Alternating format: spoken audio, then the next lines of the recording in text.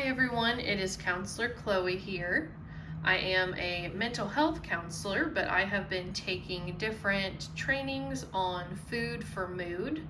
So different nutrients, different techniques to boost your nutrition and your vitamins that play important roles for your hormones and for your brain health. So magnesium is probably the most common nutrient that flees your body whenever you are anxious or stressed out. And magnesium is also very hard to get from processed foods.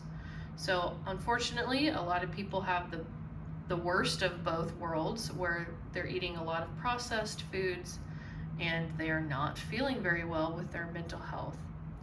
So how we do that is we're going to just kind of talk about a few of the items I have here today that can boost that magnesium without upsetting your whole system and throwing you off whack. So magnesium pills I do not have here because magnesium pills, like the regular dietary supplements, those really should be prescribed to you or recommended to you from your primary care doctor, because a lot of magnesium can do different things to your body that you won't appreciate. And also sometimes when you have it at large doses like that, it can really upset your stomach. So we're going to talk about these few ways that you can improve it subtly but still make a difference.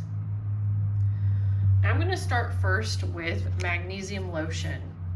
So for those of you that want just like a little boost or a lot of boost really, you can get some magnesium lotion. And believe it or not, our skin is one of the best ways to absorb nutrients, especially just like the vitamin D. Same thing with magnesium. This can get absorbed through your skin without upsetting your stomach or anything. So this is a really great go-to. I put it on at night. You definitely want to put it on at night, not during the day, because it can make you sleepy and relaxed. Get it?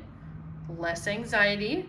You are feeling more relaxed. So put this on before bed. I usually do just like a little pea-sized amount each night before bed. And I get this kind on Amazon. It's like about 20 bucks or so, and it lasts me a few months actually per bottle.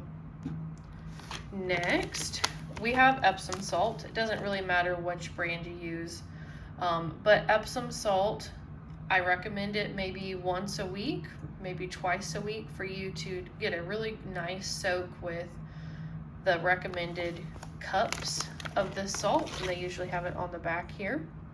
So that one says about 2 cups for 20 minutes. And you absorb a lot of magnesium, again, through your skin when you are soaking in Epsom salt.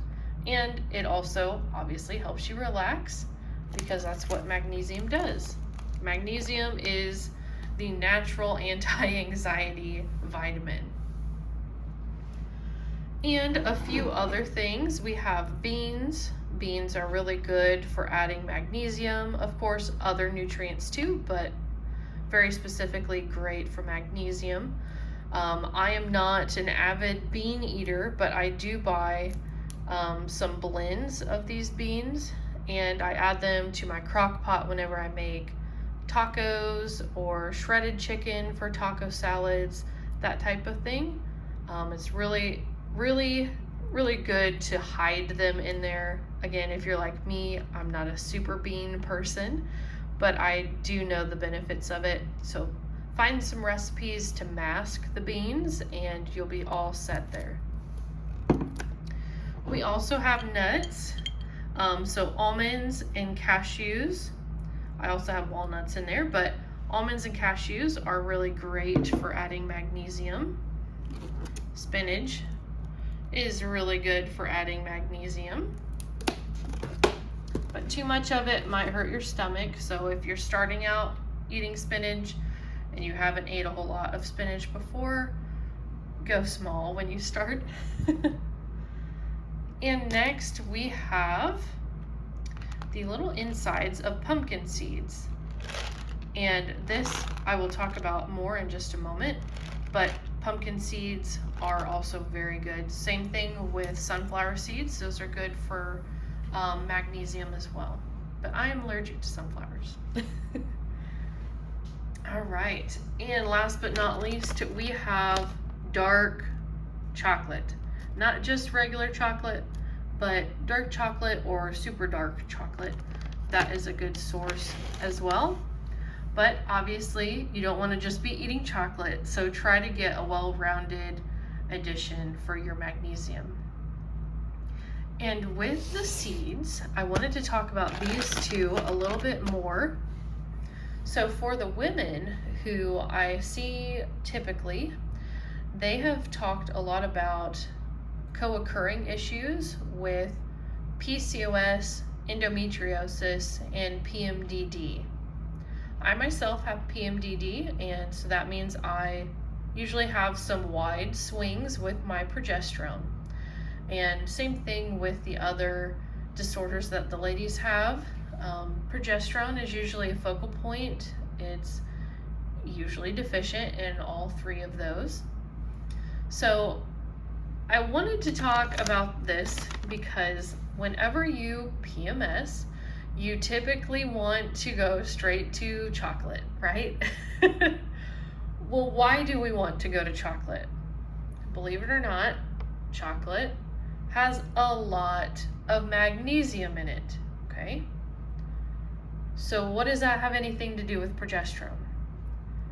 Magnesium is one of the main sources that helps boost your progesterone. So if you're not getting enough magnesium, you're not getting enough progesterone. Our body naturally knows where to find these sources, but when we're kind of clouded, our judgment is clouded during PMS or lack thereof for the PCOS ladies, you want to go to kind of the unhealthy choice, but really focus on training yourself to enjoy dark chocolate if you don't already. I absolutely hated dark chocolate about a year ago, but I slowly started to creep into the healthier side or the darker side of chocolate, and I've noticed a difference too. I don't need to eat as much of the chocolate than I used to, and it's been helping with other things such as weight loss as well. So go for something with dark chocolate, not a whole lot of extra sugar in that milk chocolate. You won't find a whole lot of benefit with that added sugar. And with the seeds, this has a lot of magnesium, which in return gives you a lot of progesterone. This in particular is something that I started. There is a big movement out there that has remained for, I'm assuming, centuries, and it is called seed starting. So what you do is you take about 1 to 2 tablespoons of seeds each day, and it really helps your progesterone get higher from that added magnesium. And so you buy something like this. I don't have any salt or anything added to it. With only 1 to 2 tablespoons, it's not like you're suffering without the extra salt. So just take a spoonful or two, and that'll really help. So out of all of these, I hope something or a few things, if not all, are some items that you're going to implement and try to add magnesium for whether it's progesterone related issues or anxiety, muscle tension, and nerve issues. Add the magnesium. It will help you so much in all aspects of your life. But start small, start with a little bit of these, see how you feel, see how you sleep better, and let me know in the comments how you're doing.